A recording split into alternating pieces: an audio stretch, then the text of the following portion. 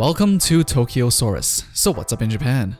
Well, I'm sure most of you have seen the trailers for the upcoming live-action adaptation of Death Note from Netflix. But just today, we got another new one that has a ton of new footage to show us. If you haven't checked it out yet, I have a link in the description below. Now before we start, remember these are just trailers, and more often than not, trailers aren't very good representations of the actual movie. So what we're going to be discussing is based on what we've seen in the trailers so far only. From what we've seen so far, it seems like they are definitely not going for the pure adaptation route, so if that's what you're expecting this movie to be, you're going to be sorely disappointed. If that's what you really want though, well, we already have two of those. One being the Japanese live-action films made in 2006, and one being the TV series that just finished airing in 2015. Go watch those first. But yes, I know some of us want a Hollywood-level production of the original Death Note in its purest form. And I want Hunter x Hunter to finish, but you know, some things just aren't gonna happen. Now onto the trailer itself. So the first thing that immediately caught my eye was that L actually feels like a completely different character. First of all, he actually showed his face in public. Not his entire face, he had a mask on, but L was definitely out in the public in his flesh, which is something that the original L would never risk doing simply because it's just not a smart move.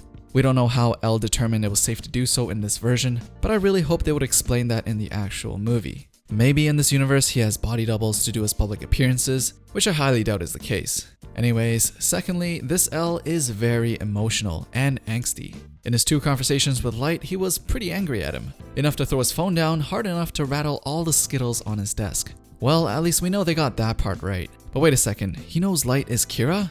And if they're yelling at each other, that means Light also knows that L knows he's Kira. Which basically confirms we're gonna get a completely different story than the original. And most likely a completely different L and Light in their character, as well as their interactions. We aren't going to see the two team up while trying to outdo each other. If you remember the original story, spoilers alert for those of you who haven't finished the series, it was implied that L knew who he was all along, but just couldn't get the evidence to prove that he was Kira, which made for a very special dynamic between the two characters that really drove the story forward. It seems like in this case, we're going to see the two characters try to outdo each other in a much more straightforward fashion, with lots of action and guns blazing rather than the psychological mind games between the two geniuses. But it is still too early to really tell since we only got two trailers, so don't lose hope just yet. Maybe the new character changes will work for the purposes of the story they're trying to tell, so just cause it's going to be different than source material shouldn't mean you shouldn't give it a chance. We already had a taste of the original Death Note in many different forms, so a new adaptation from a different perspective is definitely welcomed in my books. Just like how many great stories like Batman are changed every now and then, and although they do keep many of the same elements between eras, they also change a lot of stuff. And with a masterpiece like Death Note, I think it's cool to see a different take on the original story, which will no doubt bring new fans to the series that will check out the original after seeing the movie. So all in all, just cause it's different doesn't mean it's going to be bad. Get over it. And it's going to be on Netflix, so you have to watch it.